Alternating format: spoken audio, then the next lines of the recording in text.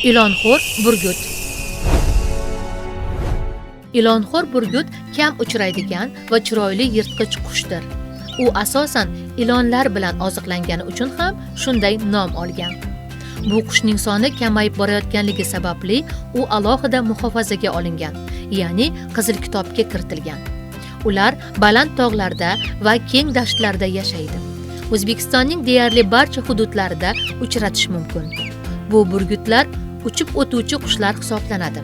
Ya'ni bahorda bizga uchib kelib, in quradi va bola ochadi, qishda esa issiq o'lkalarga uchib ketadi. Yevropa va Afrikada ham uning boshqa turlari yashaydi. Ilonxo'r burgut juda sergak qush bo'lib, u odamlar kam boradigan tinch joylarni yaxshi ko'radi.